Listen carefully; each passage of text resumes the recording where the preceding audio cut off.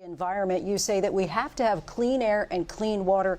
Vice President Harris, you call climate change an existential threat. The question to you both tonight is, what would you do to fight climate change? And Vice President Harris, we'll start with you. 1 minute for you each. Well, the former president had said that climate change is a hoax. And what we know is that it is very real. You ask anyone who lives in a state who has experienced these extreme weather occurrences, who now is either being denied home insurance or it's being jacked up.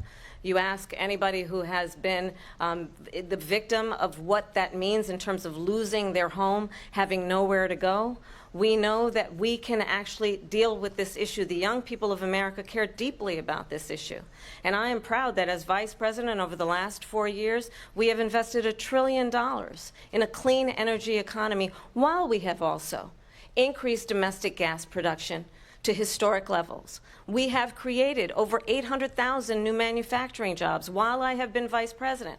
We have invested in clean energy to the point that we are opening up factories around the world. Donald Trump said he was going to create manufacturing jobs. He lost manufacturing jobs. And I'm also proud to have the endorsement of the United Auto Workers and Sean Fain, who also know that part of building a clean energy economy includes investing in American-made products, American automobiles. It includes growing what we can do around American manufacturing and opening up auto plants, not closing them like happened under Donald Trump. Vice President Harris, thank you. It didn't happen under Donald Trump. Let me just tell you, they lost 10,000 manufacturing jobs this last month. It's going, they're all leaving. They're building big auto plants in Mexico, in many cases owned by China. They're building these massive plants, and they think they're going to sell their cars into the United States because of these people. What they have given to China is unbelievable. But we're not going to let that. We'll put tariffs on those cars so they can't come into our country, because they will kill the United Auto Workers and any auto worker, whether it's in Detroit or South Carolina or any other place. What they've done to business and manufacturing in this country is horrible. We have nothing because they refuse. You know, Biden doesn't go after people because supposedly China paid him millions of dollars.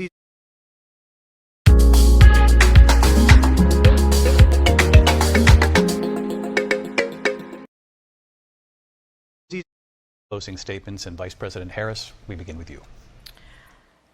So I think you've heard tonight two very different visions for our country. One that is focused on the future, and the other that is focused on the past, and an attempt to take us backward. But we're not going back.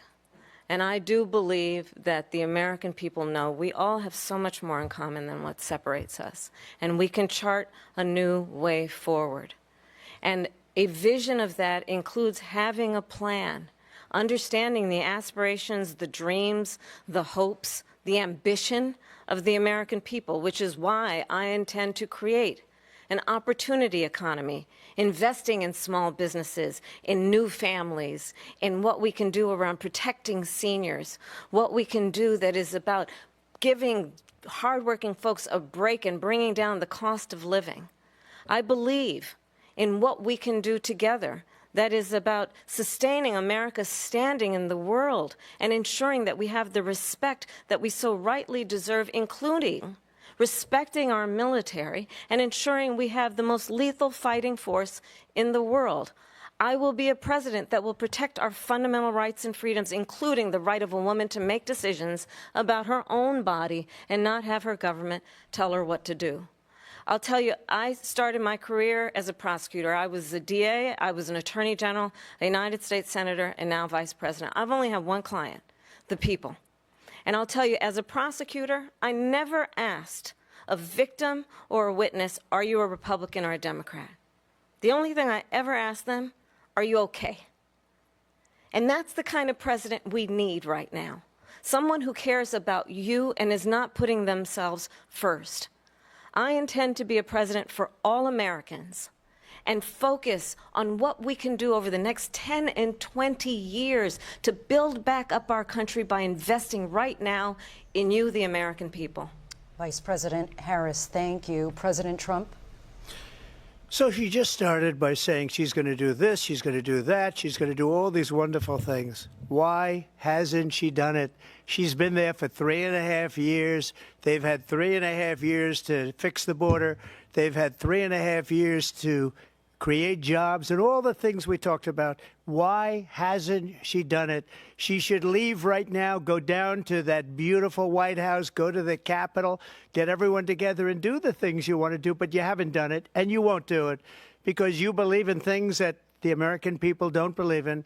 You believe in things like we're not going to frack, we're not going to take fossil fuel, we're not going to do things that are going to make this country strong, whether you like it or not. Germany tried that, and within 1 year they were back to building normal energy plants. We're not ready for it. We can't sacrifice our country for the sake of bad vision. But I just ask one simple question. Why didn't she do it? We're a failing nation. We're a nation that's in serious decline. We're being laughed at all over the world. All over the world, they're laughed. I know the leaders very well. They're coming to see me. They call me. We're laughed at all over the world. They don't understand what happened to us as a nation. We're not a leader. We don't have any idea what's going on. We have wars going on in the Middle East. We have wars going on with Russia and Ukraine. We're going to end up in a third world war, and it'll be a war like no other because of nuclear weapons, the power of weaponry. I rebuilt our entire military. She gave a lot of it away to the Taliban. She gave it to Afghanistan. What these people have done to our country, and maybe toughest of all, is allowing millions of people to come into our country. Many of them are criminals, and they're destroying our country. The worst president, the worst vice president in the history of our country.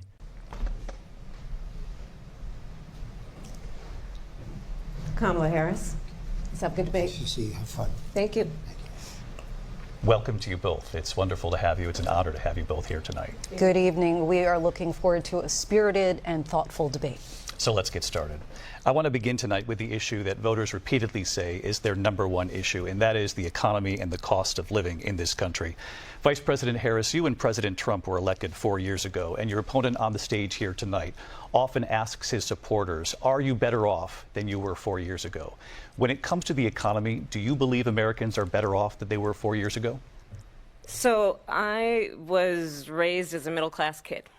And I am actually the only person on this stage who has a plan that is about lifting up the middle class and working people of America. I believe in the ambition, the aspirations, the dreams of the American people. And that is why I imagine and have actually a plan to build what I call an opportunity economy. Because here's the thing. We know that we have a shortage of homes and housing. And the cost of housing is too expensive for far too many people. We know that young families need support to raise their children, and I intend on extending a tax cut for those families of $6,000, which is the largest child tax credit that we have given in a long time, so that those young families can afford to buy a crib, buy a car seat, buy clothes for their children. My passion, one of them, is small businesses. My mother raised my sister and me, but there was a woman who helped raise us. We call her our second mother. She was a small business owner. I love our small businesses. My plan is to give a $50,000 tax deduction to start up small businesses, knowing they are part of the backbone of America's economy. My opponent, on the other hand, his plan is to do what he has done before, which is to provide a tax cut for billionaires and big corporations, which will result in $5 trillion to America's deficit. My opponent has a plan that I call the Trump's sales tax, which would be a 20% tax on everyday goods that you rely on to get through the month. Economists have said that that Trump sales tax would actually result for middle-class families in about $4,000 more a year, because of his policies and his ideas about what should be the backs of middle-class people paying for tax cuts for billionaires. President Trump, I'll give you 2 minutes. First of all, I have no sales tax. That's an incorrect statement. She knows that. We're doing tariffs on other countries. Other countries are going to finally, after 75 years, pay us back for all that we've done for the world. And the tariff will be substantial in some cases. I took in billions and billions of dollars, as you know, from China. In fact, they never took the tariff off because there was so much money they can't. It would totally destroy everything that they've set out to do. They're taking in billions of dollars from China and other places. They've left the tariffs on. When I had it, I had tariffs, and yet I had no inflation. Look, we've had a terrible economy because inflation which is really known as a country buster. It breaks up countries. We have inflation like very few people have ever seen before, probably the worst in our nation's history. We were at 21%, but that's being generous because many things are 50, 60, 70, and 80% higher than they were just a few years ago. This has been a disaster for people, for the middle class, but for every class. On top of that, we have millions of people pouring into our country from prisons and jails, from mental institutions and insane asylums, and they're coming in and they're taking jobs that are occupied right now by African Americans and Hispanics, and also unions. Unions are going to be affected very soon. And you see what's happening. You see what's happening with towns throughout the United States. You look at Springfield, Ohio. You look at Aurora in Colorado. They are taking over the towns. They're taking over buildings. They're going in violently. These are the people that Xi and Biden led into our country, and they're destroying our country. They're dangerous. They're at the highest level of criminality, and we have to get them out. We have to get them out fast. I created one of the greatest economies in the history of our country. I'll do it again and even better. We are going to get to immigration and border security during this debate, but I would like to let Vice President Harris respond on the economy here. Well, I would love to. Let's talk about what Donald Trump left us. Donald Trump left us the worst unemployment since the Great Depression. Donald Trump left us the worst public health epidemic in a century. Donald Trump left us the worst attack on our democracy since the Civil War. And what we have done is clean up Donald Trump's mess. What we have done and what I intend to do is build on what we know are the aspirations and the hopes of the American people. But I'm going to tell you all in this debate tonight, you're going to hear from the same old tired playbook, a bunch of lies, grievances, and name-calling. What you're going to hear tonight is a detailed and dangerous plan called Project 2025 that the former president intends on implementing if he were elected again.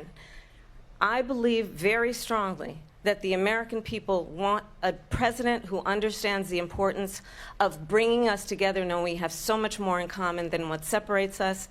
And I pledge to you to be a president for all Americans. President Trump will give you a minute here to respond. Number one, I have nothing to do, as you know, and as she knows better than anyone, I have nothing to do with Project 2025. That's out there. I haven't read it. I don't want to read it purposely. I'm not going to read it. This was a group of people that got together. They came up with some ideas, I guess some good, some bad. But it makes no difference. I have nothing to do. Everybody knows I'm an open book. Everybody knows what I'm going to do. Cut taxes very substantially and create a great economy like I did before. We had the greatest economy. We got hit with a pandemic. And the pandemic was not since 1917, where 100 million people died, has there been anything like it. We did a phenomenal job with the pandemic. We handed them over a country where the economy and where the stock market was higher than it was before the pandemic came in. Nobody's ever seen anything like it. We made ventilators for the entire world. We got gowns, we got masks, we did things that nobody thought possible. And people give me credit for rebuilding the military. They give me credit for a lot of things, but not enough credit for the great job we did with the pandemic. But the only jobs they got were bounce back jobs. These were jobs bounce back, and it bounced back and it went to their benefit. But I was the one that created them. They know it, and so does everybody else. Vice President Harris, I'll let you respond. So Donald Trump has no plan for you. And when you look at his economic plan, it's all about tax breaks for the richest people. I am offering what I describe as an opportunity economy, and the best economists in our country, if not the world, have reviewed our relative plans for the future of America. What Goldman Sachs has said is that Donald Trump's plan would make the economy worse, mine would strengthen the economy. What the Wharton School has said is Donald Trump's plan would actually explode the deficit. 16 Nobel laureates have described his economic plan as something that would increase inflation and by the middle of next year would invite a recession. You just have to look at where we are and where we stand on the issues. And I'd invite you to know that Donald Trump actually has no plan for you because he is more interested in defending himself than he is in looking out for you. That's just a soundbite. They gave her that to say. Look, I went to the Wharton School of Finance, and many of those professors, the top professors, think my plan is a brilliant plan. It's a great plan. It's a plan that's going to bring up our worth, our value as a country. It's going to make people want to be able to go and work and create jobs and create a lot of good, solid money for our country. And just to finish off, she doesn't have a plan. She copied Biden's plan, and it's like 4 sentences, like run, spot, run. 4 sentences that are just, oh, we'll try and lower taxes.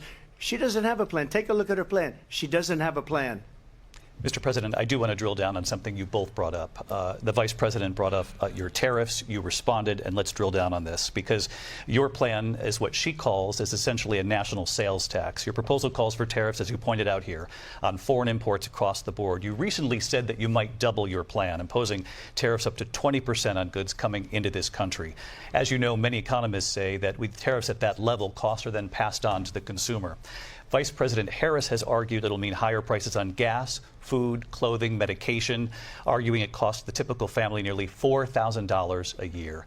Do you believe Americans can afford higher prices because of tariffs? They're not going to have higher prices. What's going to have, and who's going to have higher prices, is China and all of the countries that have been ripping us off for years. I was the only president ever. China was paying us hundreds of billions of dollars, and so were other countries. And, you know, if she doesn't like them, they should have gone out and they should have immediately cut the tariffs. But those tariffs are there 3.5 years now under their administration. We are going to take in billions of dollars, hundreds of billions of dollars. I had no inflation, virtually no inflation. They had the highest inflation perhaps in the history of our country, because I've never seen a worse period of time. People can't go out and buy cereal or bacon or eggs or anything else. The people of our country are absolutely dying with what they've done. They've destroyed the economy. And all you have to do is look at a poll. The polls say 80 and 85 and even 90% that the Trump economy was great, that their economy was terrible. Vice President Harris, I do want to ask for your response, and you heard what the president said there, because the Biden administration did keep a number of the Trump tariffs in place. So how do you respond? Well, let's be clear.